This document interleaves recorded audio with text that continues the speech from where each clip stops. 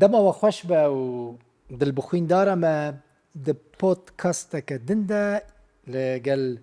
جوان حاجو بورما جوان حاجو انت بخيراتي قالك اسمع جوان حاجو د بيجم لي حظكم بيجم جوان خوشتر لا كنا ما بيجم جوان يعني شو هر جواني جارا يعني مروف تدنيره قد بين حسي كنت جواني خو بدور كتيه بير جوان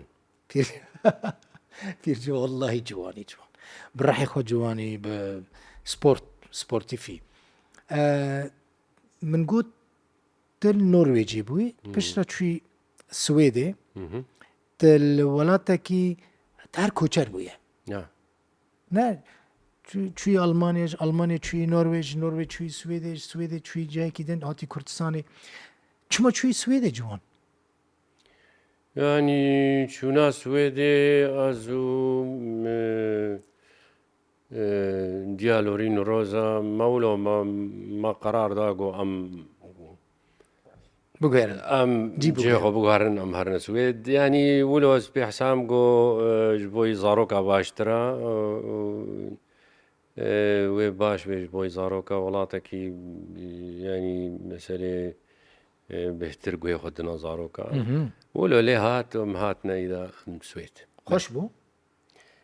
بو سويد دي سات شوي نوفا كردان يعني هنجي سويد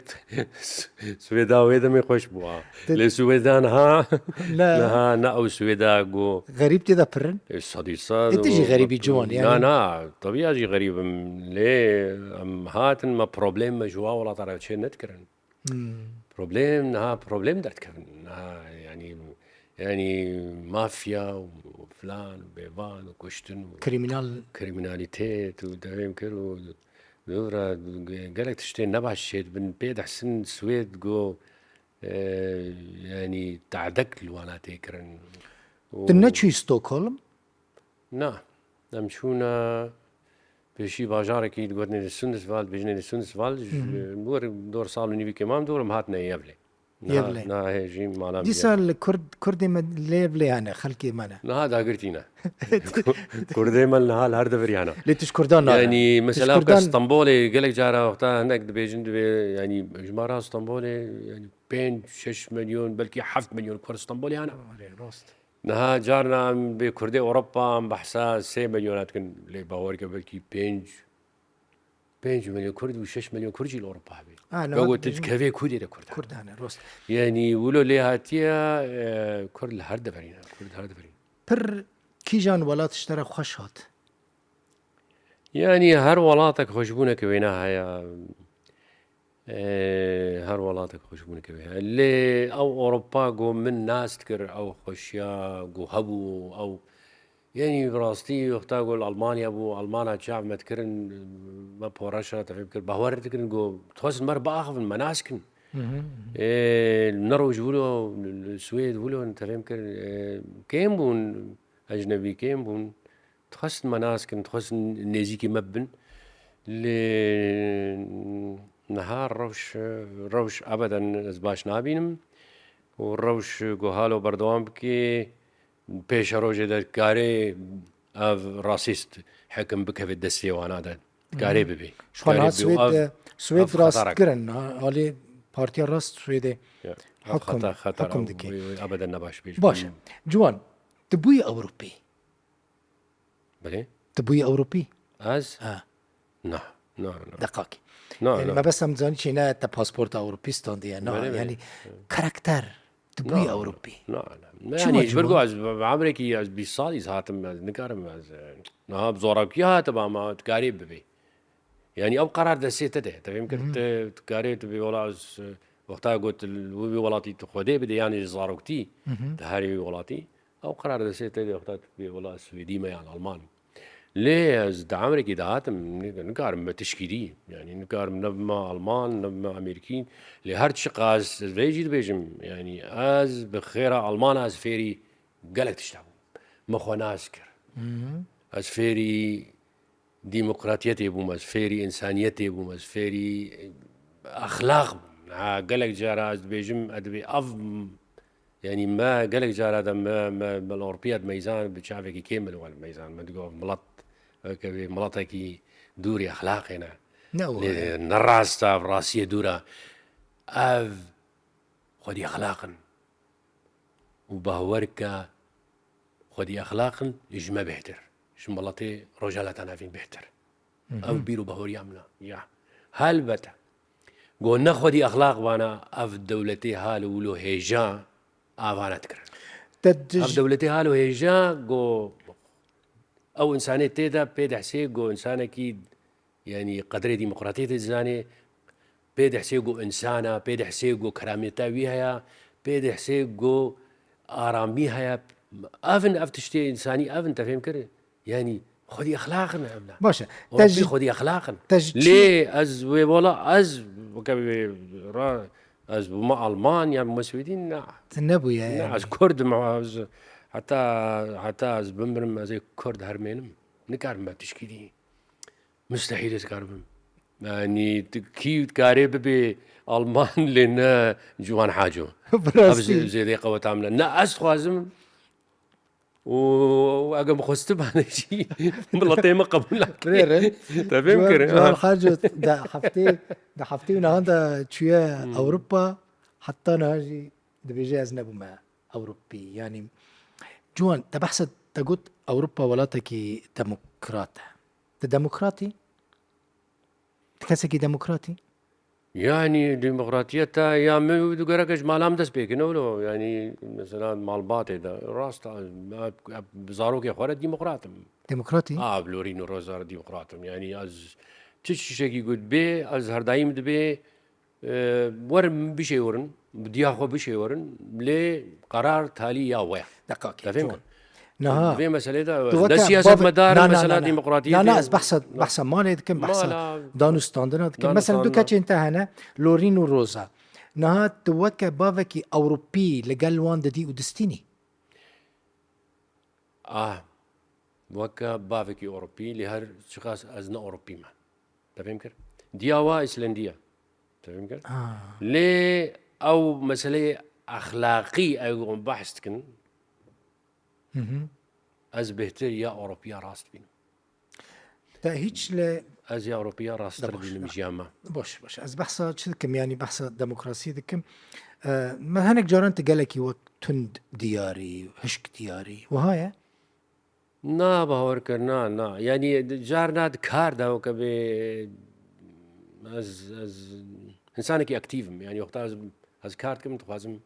جوز كار بكم وقتها كار نكم تخازم شو هيج جارنا جي روی می خود زنی چاو تأثیرات چاوا يعني روی می بقشتي هناك المتميزين دبي وكبي عزبونك هيا ترى حلو والله تعزبونك نينا يعني نعزم تشكلونينا قيد روي مدى بلكي خوياتكي تهيج لكاتشين خونا دايا نا بتشتي ورطة شاك ميا عاوز مرا جريمتك زاروكي بدي جوان تلقال هر لقال جمرة غريبة يعني تهر لقال بيانيان بويا مثلا هفالة لألمانيا ألمان بويا بشتر توشي النرويجي بخانمة كإيزلندي را زوجية دو كاتشين تا تشي بونا نوفي كاتشي تا يك روزا يك اللورينا چما تهر يعني قد كاتشي كورتنا بون اگر نه دقیقی اگر كنت ناخذي برسبي بدي لا شو ما برسبي يعني مثلا يعني بلكي تبيجي تشتي كنت پر بريفاتي تذهب والله زي بيريكي اوروبيه رمين يعني تشكيله نبو يعني ده يمكن مثلا بحذارن كاتشي كردشتا حزدك انا تزاني اجي وانا حزدكم بس نها وكا خشكي من وكا خشكي خوش وانا حزدكم ل ما أو قرار نب وكبي زانبوني دا ولا في از بيكا أوروبيرا بمن تشكيلون نبوم راستا منو يونا ديالورين روزا موختك يخش مفدور قدان مزاروق مزنكرن ونهاجي أم نبها فدورنا أوكي بلي جوان تشتكي دنت مثلا هاتي هوليري نه يعني مثلا هات الهوليري تميني چما هاتی هولێرێ يعني مثلا چما من قلت ألمانيا نرويج سويد هولير تا چما باجارێکی دن هل نبجارتا إلا هاتی هولێرێ هولير مركزة هولير بويا مركزة ككردوال تفهم كم نها روجلات كردستاني زحمة باكوري كردستاني چونا منها زحمة روجافاي كردستاني ملطي مج جور درد كبي ازي شيء ازي شمور يعني مليون ونيفا كرد دركتي تفهم كر ويا الورنجي تشكيل برصيد خوازي قو دركبي لديسا جي خوازم روجافاي كردستاني دسي كرداد بميني ناخوازم دسي كرداد دركبي او عرض او اخا كردا او كردستانا كردا روجافاي كردستاني دسي كرداد بميني الورجي وكبي زحمته يعني الربش خراب الور نباش بیدارم باش بی بیدارم روزی که باش بی بیدارم روزی آرامیک چه بی دلی مال جمعانایا او ملتی ما و خلکی ما خوازم او عرض دا کردا دستی کردا دا بمینی تشتی خوشن تشتی پیروزن يعني چل پیشیام ما هولیر مایا باشوری کردستانی مهمة براستی باشور کردستانی هر پارچه که کردستانی مهمة روجاوای کردستانی مهمة باکور مهمة روجلات مهمة لأنها شعبي كرداء هم الهوليريا وشعبي دنيا يجي الهوليريا شلون ما يجي مهم دبين الفير راستا وكبي از قلق جارا استيما فير از دوستو هفالي مشيبونا شخورا از دقاري ما تشما سريتشيا كيف صبرا متي الفير يعني از خوشبونا كيربين من ناف خلقي خدما ناف ملطي خدما فرق نينا يعني ديسا افدرجي عرضا من ما تفرق بين افل والروجافاي كورساني ده بس بيد حسب افجي ولاتي من افدرجي ولاتي من البلد كاتش انت هر وقت استرانا دبي يعني بري خدانا هنري يعني انترسون هيش بو هنري يعني لورين نا هيش لروزا مدقو بدكي وينا دستران قالكي دسترين حتى انا هاي دستريني مدقو بدكي او نا بكي ببي دنگ بيجك ل نبو مخافين لي دسترانا مدى نها يا تالي سترانا فيجين ستران هناك مرستراند دنگي بخوش دنگي خوشم ونها استخوازم حاضريا ويتكم سترانك جوا ستراني من ام بروزارا از دويت بلي دويت بيرا سترانك بفدور بيش هاتنا كردستاني نهاتنا اللي ازي واينم تخوازن وارن بلكي وارن اوجي وقت بيجن هولير خوشه فناقرن زويدا زحمت بين والفرب منن اللي تخوازن براسي ورنفر ببين تدخص ببن هنرمند ل جورجر تشتي في لاقي نقول من نا شاو متخوست وقتها روزا بدست سترانيكر وشو كورسا دنگ مهنگي وكبي متخوست ماري كاري بيركر نقول متخوست فيك نقول يك تخوازي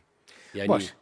زاروك دويك وانا سربست به لا وانا بخواه هالبجير جوان قالك هنرمند هنا مثلا قالك هاد بيفينات شيء كم بيجم سترانا تيا هري خوش كيجانه هلبسة تيا هري خوش كيجانه برتوكا تيا هري خوش كيجانه دبيجن فرق ناكي حمو وكا زاروك المنن دزا دوكا چين هنا تمن دريج من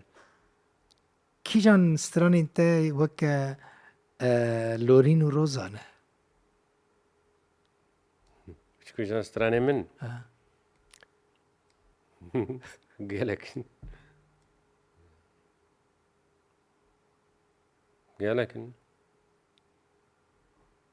مثلا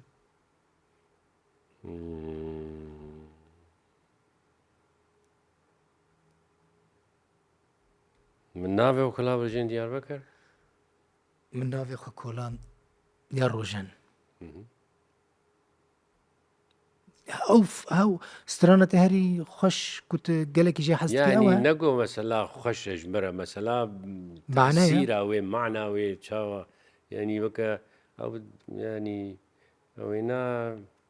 تأثيرك المكر وتأثيرك الواكسي جو نها جو شوبان دمكر امي بيج چەند سترانێ ولۆ هەبوون یەکۆ مثلا غەریبی ولۆ گلاسۆر ولۆ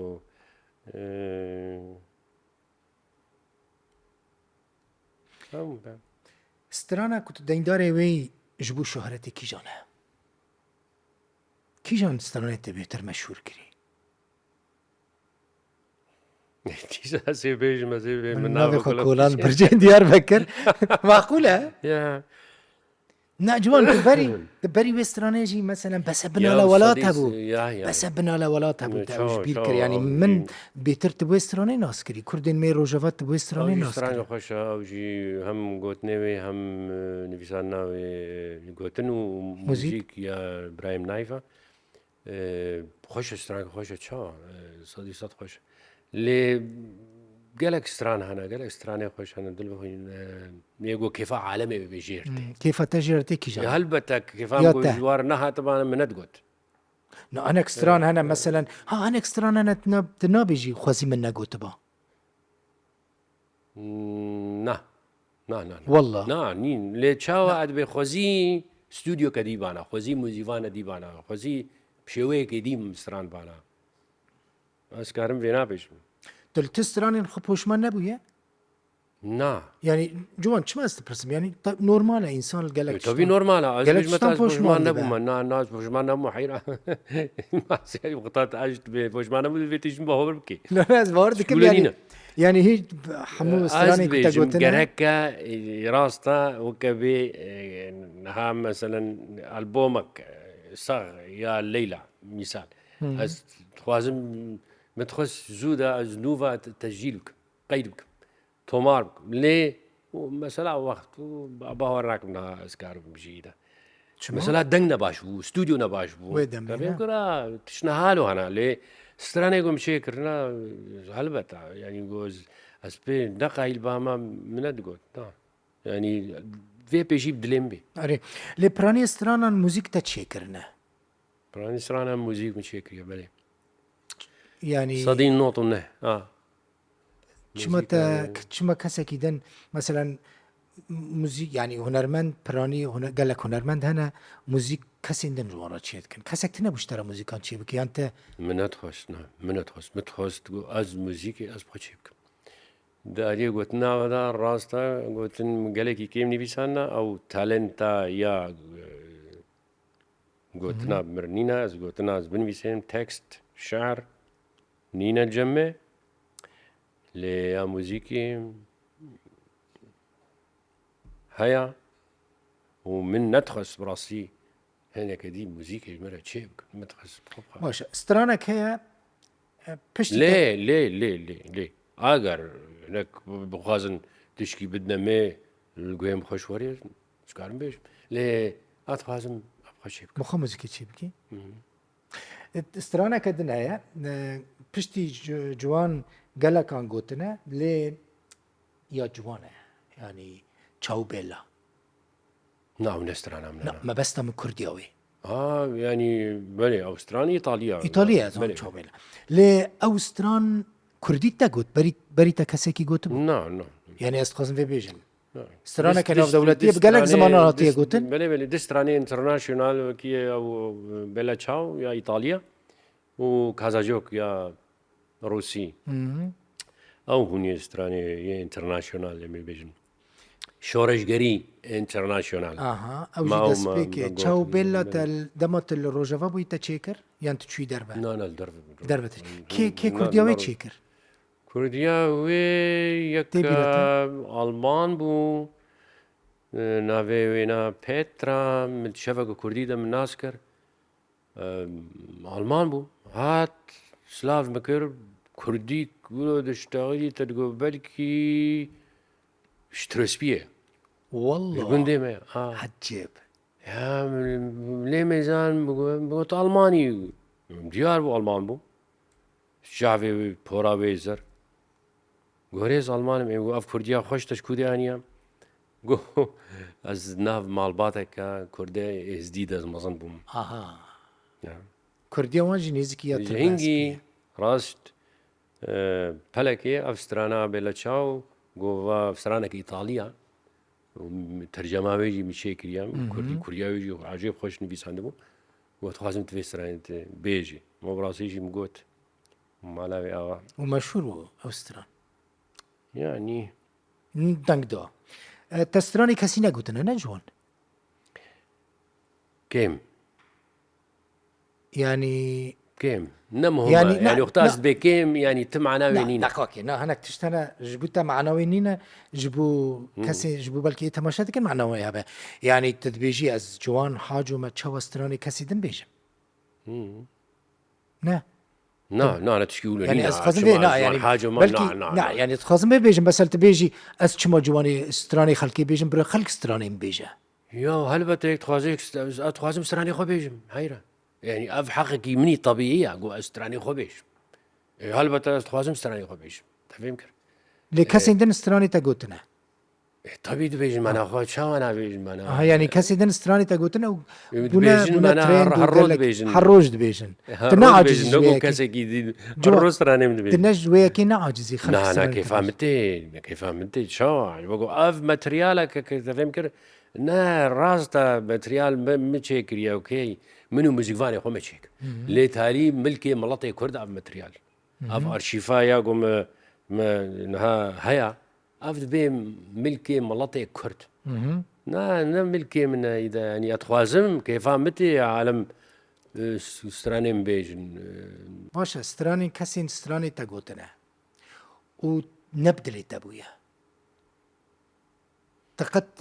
رأكسيونك إن شاء الله نا أو نا بروبليم أمنيا بلا بيجن يقالك هنرمند هنا مثلا دبيجن يعني قبولناكن أو ستراني نا أز قبولتكم حيرة أز قبولتكم أز دبي بسترينن وبيروز بي وتفهم كر ودعوات تشكي جيلوانا ناكم وشاواد سترينن أز نقارن بيج ما نخوش كريا شكيولونينا يعني زوانا من محكمة ذاتا ما أف قرار ما دا وقتها قو ديجيتال دركت بري جوان يعني النت قصة من نما بستا من جوان ها جوان بدا محكمان تب شركتك يرا كاردك يا ما كومبانيا كي تبي يرا كاردك أو كومباني ما فيتا باريزة نه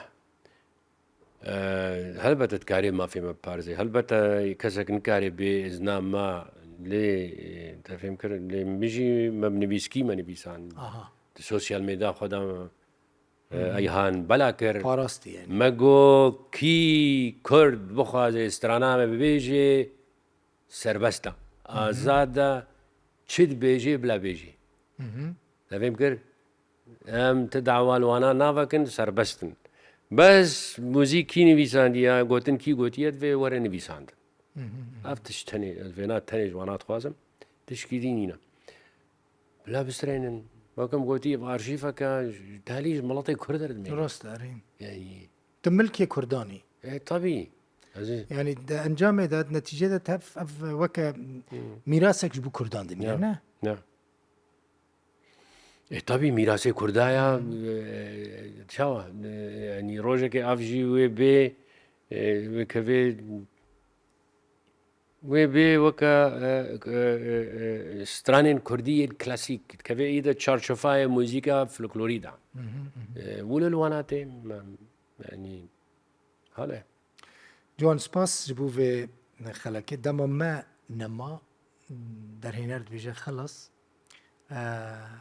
تقلكي وستاندي وخلك كده نمي بهبرة منه باشا تحاضري تمام قالك سباس جبو وجي ده بودكاست كدن ده ديسا جوان حاجو ميواني منه